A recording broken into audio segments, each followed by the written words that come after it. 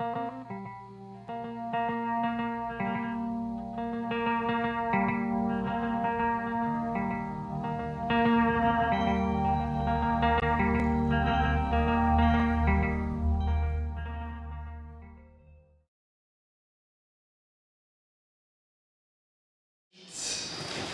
noches. Gracias por venir a este acto de hoy que presentamos. Digamos que este acto es doble. Está un poco alto.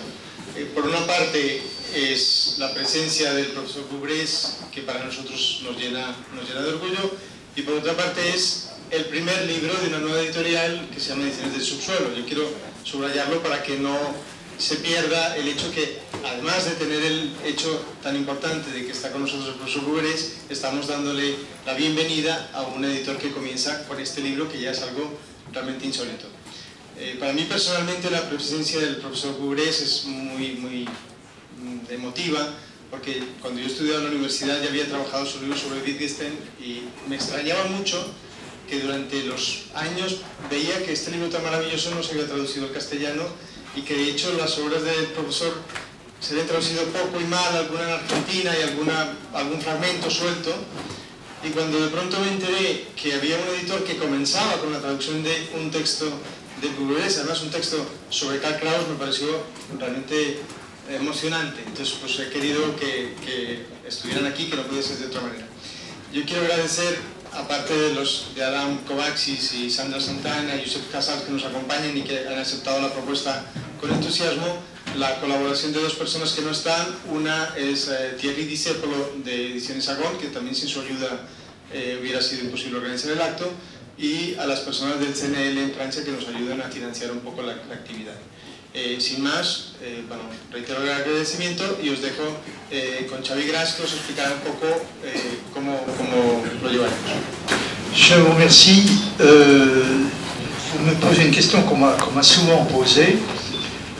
La raison en est que même dans les milieux germanistiques français, on parle relativement peu de Kraus. C'est un auteur qui, sauf peut-être depuis quelque temps, c'est un auteur dont on ne parle pas énormément. Et donc, ça peut paraître un peu étrange que d'abord que je me sois intéressé à ce point à Kraus, et ensuite que je l'ai fait depuis très longtemps, parce que j'ai commencé à m'intéresser à Kraus en gros à la fin des années 50, au début des années 60, et je dis souvent que ça s'est passé de façon un peu paradoxale, parce que j'avais à l'époque un professeur d'allemand qui s'appelle Pierre Juquin, qui est devenu ensuite un dirigeant éminent des partis communistes français. Et c'est par lui que j'ai entendu parler de Kraus pour la première fois, donc, en 1959-1960. J'ai été, je dois dire, immédiatement fasciné par cet auteur. Je dois préciser que Pierre Juquin parlait de Kraus de façon plutôt positive, ce qui était assez rare pour un communiste, parce que de façon générale, le maximum qu'un communiste pouvait accepter, c'était que Kraus avait dans l'ensemble défendu de très bonnes causes, c'est-à-dire la justice sociale. Il avait mené une lutte extrêmement courageuse contre toutes les formes de corruption. Il avait entrepris il était entré seul dans une lutte on a perdu d'avance contre la toute-puissance des médias. Il s'était battu contre l'hypocrisie de la morale sexuelle en Autriche, contre le genre de répression dont étaient victimes les homosexuels. Enfin, pour répondre succinctement, donc j'ai été immédiatement fasciné par la justesse et la justice des causes sociales et politiques que Kraus avait défendues sans réussir jamais à appartenir à un parti politique. C'était ce qui le rendait si difficile à situer à l'époque. Il n'a jamais réussi à appartenir à un parti politique quelconque. Il a eu des sympathies pour la social-démocratie autrichienne, sur laquelle il fondait de grands espoirs. Et puis il a été complètement déçu, en particulier par son incapacité à résister à Hitler, et en 1932, donc il a rompu avec la social-démocratie. Alors, pour ne pas abuser du temps, il est un parti, comme on dit, je préciserai simplement que je ne relis jamais Kraus sans être frappé immédiatement par le degré auquel l'actualité immédiate lui donne raison. C'est-à-dire, à peu près tous les jours, on découvre un nouveau sujet sur lequel, à propos duquel on a envie de citer Kraus. Par exemple, il y en a deux auxquels je pense. C'est le mouvement des indignés, qui pourrait parfaitement revendiquer Karl Kraus comme un de ses maîtres à penser. Kraus, dans les premières années de la publication de sa revue, donc Die Fackel, qu'il a publié de 1899 à 1936, l'année de sa mort, et à partir de 1912, donc il était l'auteur unique de cette revue. Et dans les premiers numéros, il y a quelque chose qui est très frappant, c'est la lutte féroce entreprise par Krauss contre la dictature du pouvoir financier. Par exemple, il y a une remarque de lui que je cite souvent, il dit « Il n'y a pas de pire exemple d'immoralité que l'essai de farder de morale une institution immorale par essence, à savoir la banque. » Il dit ça à propos d'une affaire de corruption dans une banque et il ironise de façon...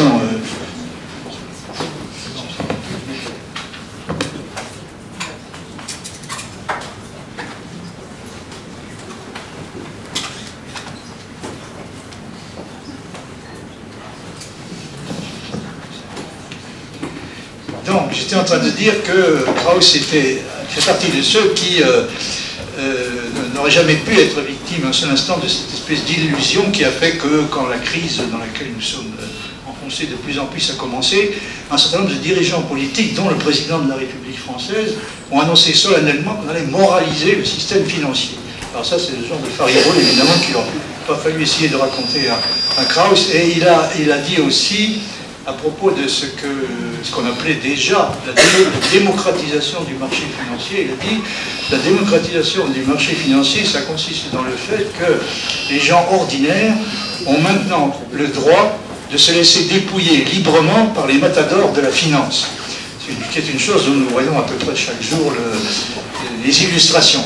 Alors il y a un bon nombre de sujets de ce genre dont Krauss s'est occupé presque pendant tout au long de sa vie, et qui sont d'une actualité plus brûlante que jamais. Je pense à un autre, il y en a beaucoup d'autres, mais je pense à un autre seulement, et je m'arrêterai là, c'est le problème qui est évoqué dans un des textes politiques peut-être les plus remarquables de Krauss, qui s'intitule « La conquête du pôle Nord ». Alors la conquête du pôle Nord a eu lieu en 1906, elle a donné lieu à une compétition entre les explorateurs. Bon, je laisse de côté cet aspect du problème, qui a pris des formes, cette compétition a pris des formes assez ridicules, mais la question importante que soulève Krauss est la suivante. Il dit, au fond, qui a conquis le pôle Nord? Et il répond, c'est la bêtise. C'est la bêtise au service d'intérêts essentiellement économiques et financiers. Le tout dissimulé derrière la rhétorique du progrès, des conquêtes de l'humanité sur la nature, etc. Et donc il tire argument de ça pour dénoncer, c'est un thème qui revient constamment chez lui, l'esprit de domination et de conquête dont... Perdón un momento, perdón. Es que necesitaríamos una traducción, respuestas más breves, sí, y una traducción porque la mayoría de la gente no entiende el francés. Si se hacen las respuestas más breves, entonces, si se lo puede explicar. Professeur, une façon alternative.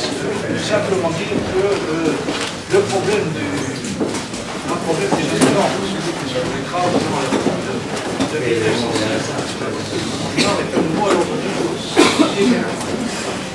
Vous avez une espèce de convention garantissant l'inviolabilité des documents arctiques qui avait été signée par un certain nombre d'États. Il avait été convenu qu'on s'abstiendrait de faire des recherches pétrolières sur le continent arctique, d'essayer d'exploiter les ressources minières considérables que, semble-t-il, contient le continent arctique. Apparemment, cet accord est tombé sous la menace directe d'une remise en question venant particulièrement de la Russie, mais pas seulement de la Russie. Donc, je pense qu'on peut craindre que une fois de plus, les intérêts, soit les intérêts économiques et financiers qui l'emportent sur une chose qui tenait par-dessus tout à cœur à Krauss, c'est le respect de la nature et la défense de l'environnement.